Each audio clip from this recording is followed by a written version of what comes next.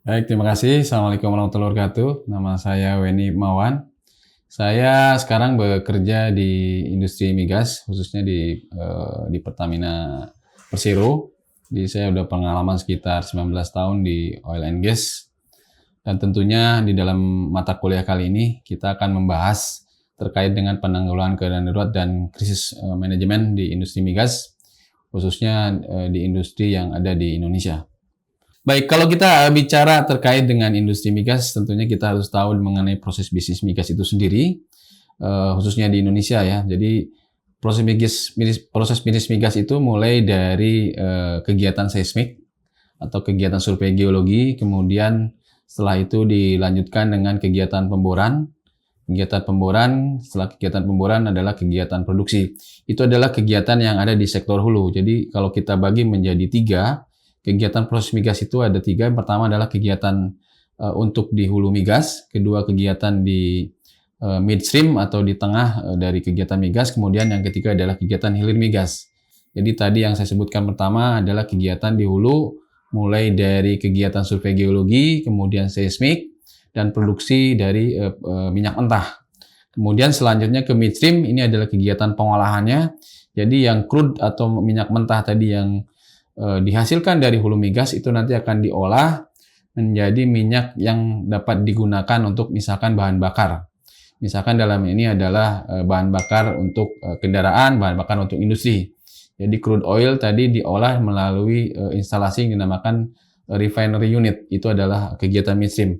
Kemudian kegiatan di hilir lainnya adalah kegiatan pemasaran. Jadi semua bahan bakar yang dihasilkan dari kegiatan kilang tadi itu didistribusikan melalui kegiatan pemasaran dan juga di depot-depot. Itu adalah kegiatan secara keseluruhan dari industri migas. Baik, kalau kita lihat dari kegiatan mulai dari hulu, midstream, kemudian ke hilir, itu semua adalah kegiatan migas yang sangat berisiko tinggi ya. Kenapa berisiko tinggi? Karena kegiatan migas itu terlibat dengan proses-proses temperatur tinggi, kemudian tekanan yang tinggi, dan juga kegiatan-kegiatan yang di dalamnya materialnya yang mudah terbakar dan mudah meledak.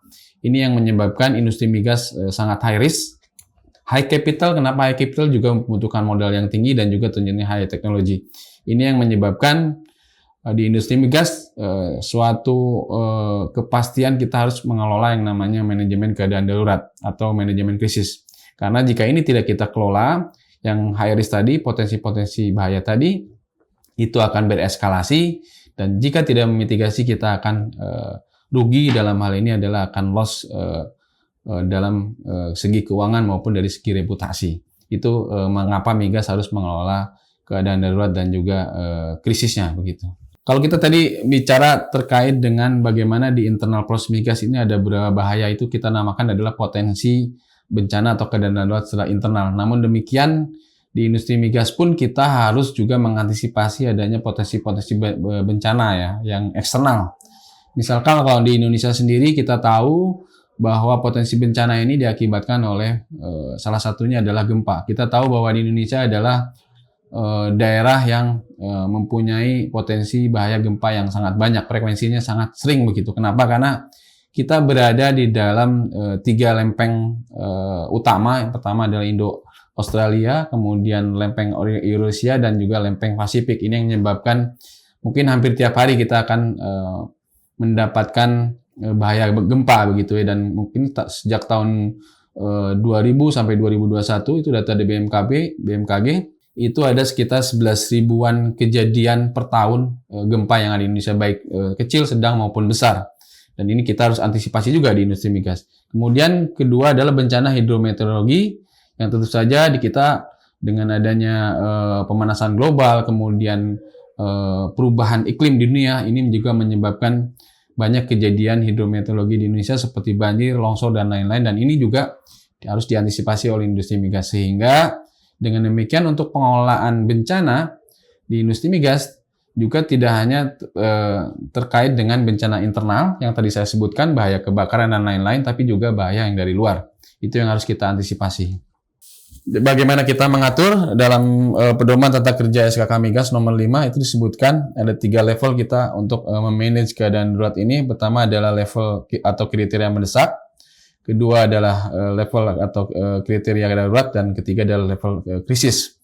Level krisis adalah ini level yang paling tinggi di mana kejadian ini sudah menyebabkan terjadinya dampak sustainability atau kelangsungan usaha. Kemudian yang darurat itu masih bisa dikelola di perusahaan itu sendiri, itu dinamakan tier 1. Kemudian kalau level mendesak itu sebenarnya hanya sebagian saja bahaya atau kejadian itu bisa ditangani, dan itu cukup ditangani dengan mudah oleh si perusahaan itu. Itu ada level-level bagaimana mengatur untuk kita dapat menyediakan sumber daya personel, sumber daya peralatan, dan juga sumber daya prosedur lainnya yang bisa mendukung terhadap upaya penanggulangan tersebut.